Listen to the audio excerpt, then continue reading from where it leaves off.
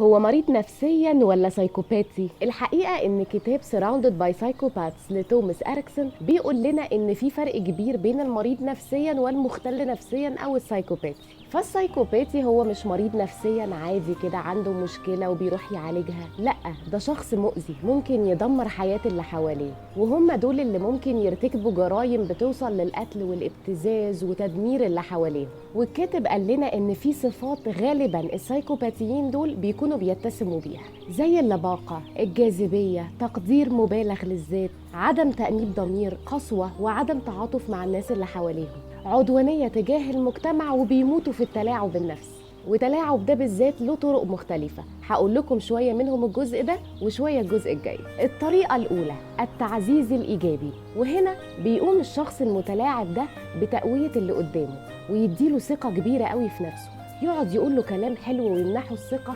فالشخص التاني بيبقى بيستمد قوته منه وبيستمد ثقته لدرجة انه بيبقى مدمنه، ولو بعد عنه بيتضايق جدا. وفجأة الشخص ده بيبطل انه يديله ثقة وكمان بيتجاهله، فبيبتدي الشخص الاولاني انه يفقد ثقته في نفسه ويتعب نفسيا. الطريقة التانية قصف الحب، يعني الشخص ده يغرقك حب، يغرقك اهتمام وكلام رومانسي وحاجات حلوة ومفاجآت وكلام لذيذ قوي، وتبقي كده حاسة ان انت احسن واحدة في الدنيا، وفجأة يبقى ما بيردش على مكالماتك وممكن يتجاهلك تماما، وكمان ممكن يخونك وكأن الحب ده ذهب مع الريح.